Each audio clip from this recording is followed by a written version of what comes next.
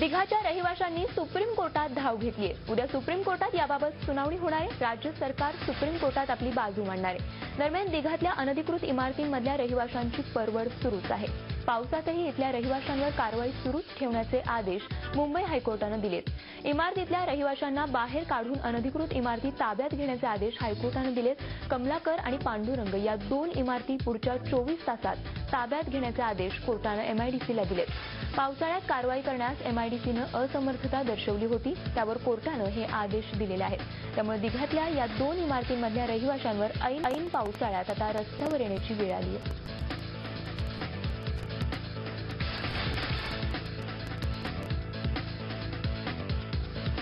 आम्हाला अनगोड लागना झाले। आम्हाला तब्येत आमची बरी नाही साहेब। किती वेळा तुमचं पाय धरायचं म्या, तुमच्या पाय तुमचं पाय धरलं, तुम्ही किती त्रास देताय आम्हाला, कशासाठी? काय डिग्याचं बोलणं झालं? काय तुमचं काय असेल ते तुमचं तुम्ही मागं सारा आमच्या डिग्याला वाचवा। लढून लढा देतो। 1 वर्ष झालं आम्ही घरासाठी लढतो। आमचं घर वाचवा, आमचं घर वाचवा। घर वाचून आमची आजी मरण पावली, पण आम्हाला घराला कधी नाही मिळाला नाही। एक दिन में 100 बिल्डिंग नहीं तैयार होता है। 98 बिल्डिंग तैयार हुआ, कैसे हुआ? तुम लोग की वजह से हुआ। तो पहले 2001 से 2000 अब तक जितना भी एमआईडीसी के ऑफिसर है, सिडको के ऑफिसर है, पुलिस कमिश्नर है, सबको सस्पेंड करो।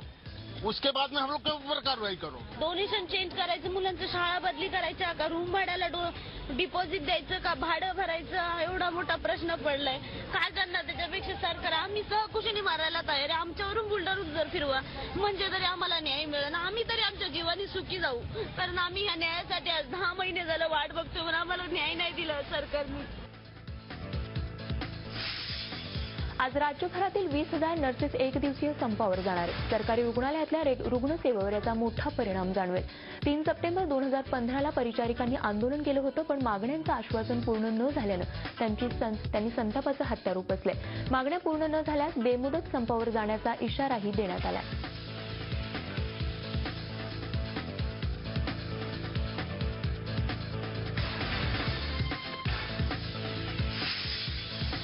विना अनुदानित शाळांच्या शिक्षकांचे सुरू असलेलं आंदोलन अखेर मागे घेण्यात आले। सरकारच्या या निर्णयाचा राज्यातल्या 1628 शाळांना फायदा होणार आहे। राज्यातल्या पात्र विना अनुदानित शाळांना 20% अनुदान देण्यास कॅबिनेट तत्वतः मान्यता दिली आहे। त्यामुळे शिक्षकांनी आंदोलन मागे घेण्याचा निर्णय घेतला।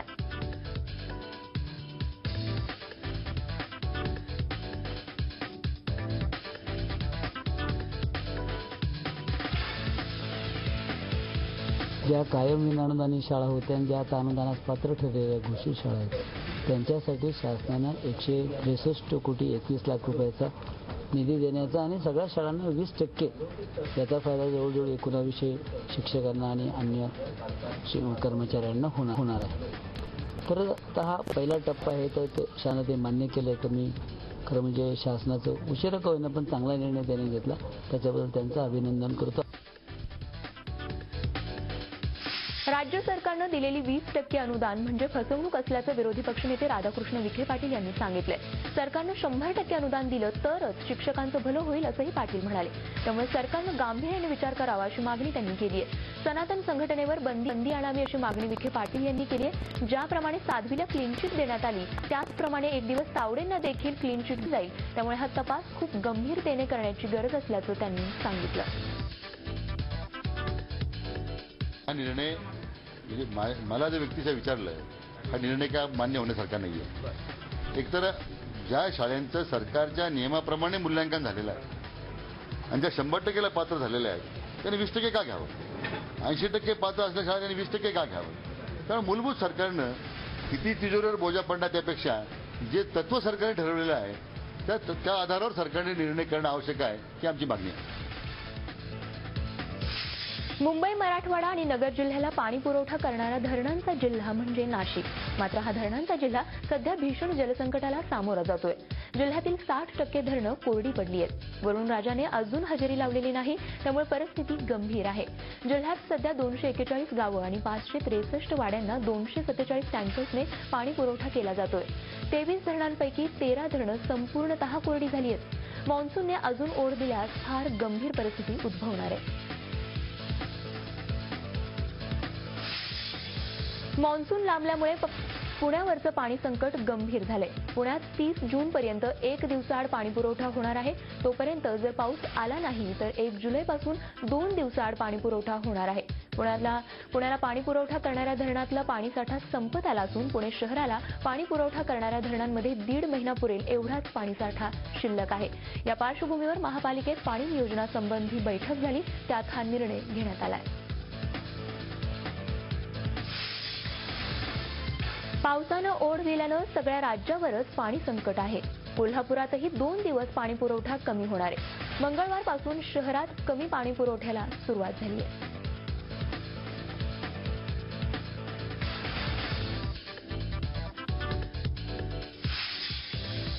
दुष्काळग्रस्त लातूर जिल्ह्यात झालेल्या मान्सूनपूर्व पावसामुळे निलंगा तालुक्यातील तेरणा नदीचं पात्र पाण्याने भरलंय.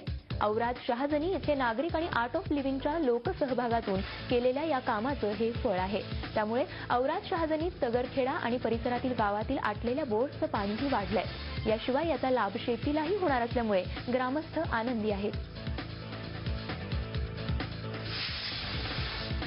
राज्य शासनाच्या महत्वाकांक्षी जलयुक्त शिवार अभियानाला अंतर्गत कृषी विभागाने एकात्मिक पाणलोट विकास योजनेअंतर्गत परभणी जिल्ह्यातील दुधगाव इथे संपूर्णतः गाळवलेल्या जुन्या बंधाऱ्याच्या खोलीकरण आणि रुंदीकरणाचं सरळीकरण करण्याचं काम हाती घेतलंय. हे काम पूर्ण झालं नसताना देखील एका मान्सूनपूर्व पावसातच हा बंधारा तुडुंब भरलाय. या भरलेल्या बंधाऱ्याचा मुख्यमंत्री देवेंद्र फडणवीस यांनी ट्विट करून कौतुक केलंय. जलयुक्त शिवार अभियानात सुरू असलेल्या जलसंधारणाच्या कामामुळे शेतकऱ्यांना मोठा दिलासा मिळतोय. पहिल्याच पावसात भरलेल्या बंधाऱ्याकडे बघून ग्रामस्थांना आनंद झाल्याचं चित्र बघायला मिळतंय.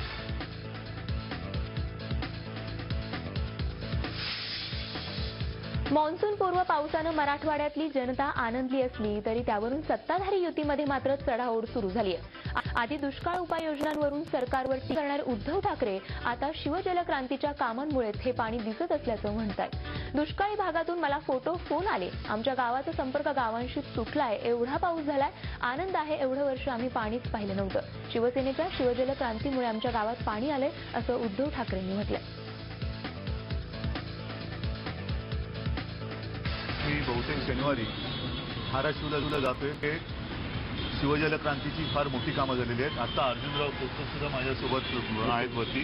त्यांनी सुद्धा जी शिवजलक्रांतीची कामं केलेली आहेत. या सर्व कामांना आता यश यायला लागलेलं आहे आणि मी देवाकडे खरंच प्रार्थना करतो की यावर्षी महाराष्ट्रातला दुष्काळ, देशातला दुष्काळ हा पूर्णपणे दूर होऊ दे आणि पुन्हा एकदा आमचा देश, आपला महाराष्ट्र हा सुजलाम सुफलाम. रेयाच्या लढ्यात काय पडायचं नाही, पण शिवसेनेने केलेली कामं ही लोकांसमोर आहेत. नंदुरबारमध्ये 1-2 नव्हे तर तब्बल 71 विहिरी चोरीला गेल्यात. ऐकून आश्चर्य वाटलं असेल ना, पण हे खरंय. अक्कलकुवा तालुक्यात आदिवासी शेतकऱ्यांच्या विहिरीसाठी आलेलं अनुदान अधिकाऱ्यांनी परस्पर लाटलं आणि विहिरी कागदोपत्रीच दाखवून सर्व पैसा गडप केलाय. आपल्या नावावर विहिरी मंजूर झाल्याचं अनेक शेतकऱ्यांच्या तर गावीही नाही. कृषी विभागाच्या अधिकाऱ्यांनी परस्पर बनावट बँक खातं उघडून त्यातला सर्व निधी वर्ग करून तो हडप केलाय.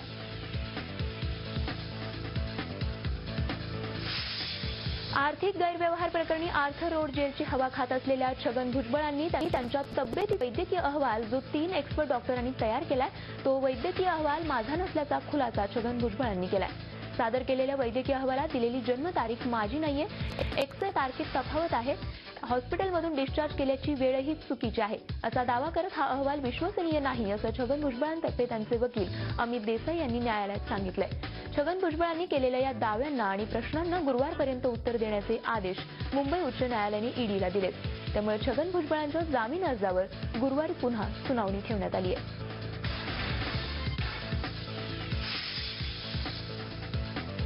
कोल्हापूरच्या महालक्ष्मी मंदिरात आजपासून कळंबा कारागृहातील महिलांनी तयार केलेले लाडू प्रसाद महालक्ष्मी मंदिरात वितरित केले जाणार आहेत.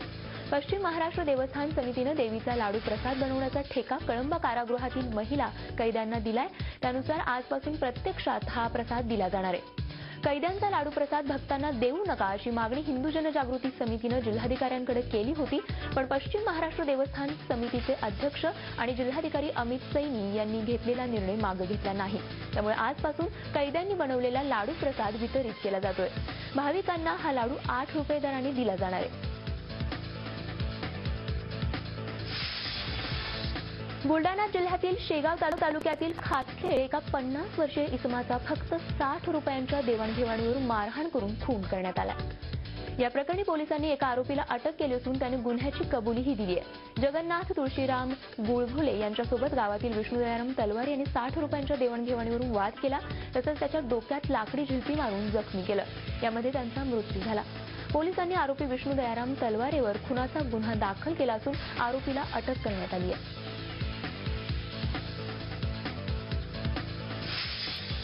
चंद्रपूर जिल्ह्यात दारूबंदी आहे. मात्र असं असलं तरी अवैधरित्या दारू विक्री मोठ्या प्रमाणात सुरू असल्याचं चित्र समोर येतंय. याबाबतच्या अनेक तक्रारी येऊन देखील पोलीस पाटील मात्र यावर मूग गिळून गप्प बसले होते. याबाबत पोलीस विभागाने पोलीस पाटलांची विचारणा केली असता त्यांनी धक्कादायक माहिती दिली. जर दारू विक्रेत्यांबाबत माहिती दिली तर ते आमच्यावर जादूटोणा करतील आणि या भीतीपोटी आम्ही काही करू शकत नसल्याचं त्यांनी सांगितलं. या प्रकाराची गंभीर दखल घेत पोलीस विभागाने दारू विक्रेत्यांच्या जादूटोण्यावर प्रबोधनात्मक उतारा शोधला. या प्रकाराची गंभीर दखल घेत पोलीस विभागाने दारू विक्रेत्यांच्या जादूटोण्यावर प्रबोधनात्मक उतारा शोधला. अंधश्रद्धा निर्मूलन समितीला सोबत घेऊन जिल्ह्यातील 34 पोलीस ठाण्यांतर्गत येणाऱ्या पोलीस पाटलांचे आणि पोलिसांचं प्रबोधन केलं. या निमित्ताने राज्यातील जादूटोणा आणि अघोरी प्रथा प्रतिबंध कायद्याची ओळखही पोलीस पाटलांना प्रथमच झाली. औरंगाबाद इथल्या दिलीप मोरे नावाच्या व्यक्तीने मुख्यमंत्र्यांच्या दालनासमोरच आत्महत्या करण्याचा प्रयत्न केलाय. 2011 साली दिलीप मोरेच्या पुतण्याची हत्या करण्यात आली होती, पण पोलिसांनी त्याची नोंद आत्महत्या म्हणून केली. दिलीप मोरेने वारंवार याचा पाठपुरावा केला, पण पोलिसांनी मात्र त्याला त्रास द्यायला सुरुवात केली. गेली अनेक महिने दिलीप मोरे आपल्याला न्याय मिळावा याकरता मंत्रालयाच्या पायऱ्या झिजवत होता.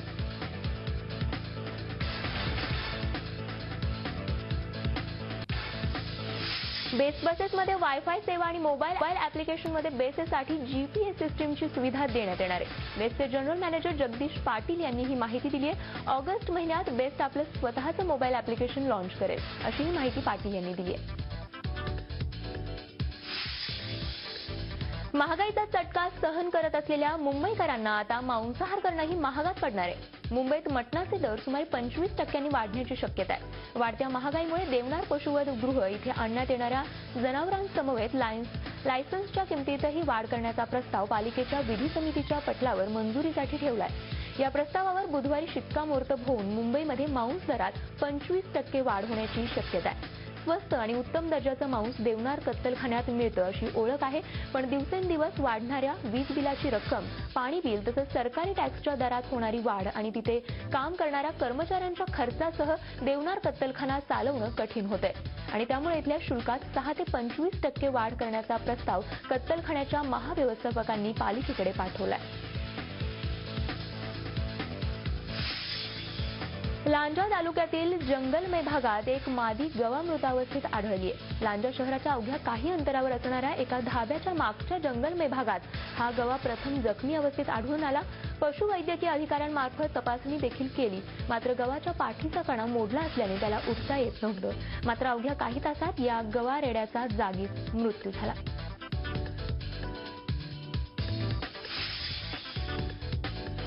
बॉलिवूड पासून ते हॉलिवूड पर्यंत यशस्वी घोडदौड करणाऱ्या प्रियांका चोप्राने आता देसी सिनेमांकडे विशेष लक्ष द्यायचं ठरवलेलं दिसतंय.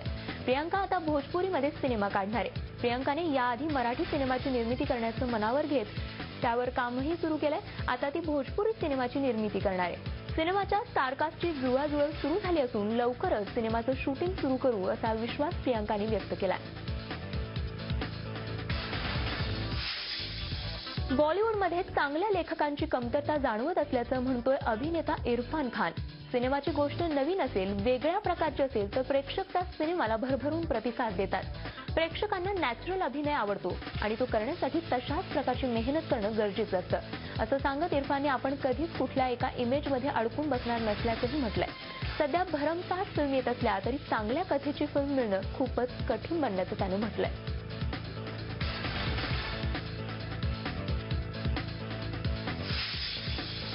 झोया अख्तरच्या नेक्स्ट फिल्ममध्ये ऋतिक रोशन असणार अशा बातम्या मध्यंतरी मोठ्या प्रमाणात चर्चेल्या जात होत्या. मात्र अशी कुठलीही ऑफर अजून तरी आपल्याला आली नसल्याचं ऋतिकने म्हटलंय. झोयासोबत काम करण्याची आपली इच्छा आहे, मात्र सध्या तरी अशी कोणतीच चर्चा आमच्या दोघांमध्ये अद्याप तरी झालेली नसल्याचं स्पष्टीकरण त्याने दिलंय. झी 24 तास रहा एक पाऊल पुढे.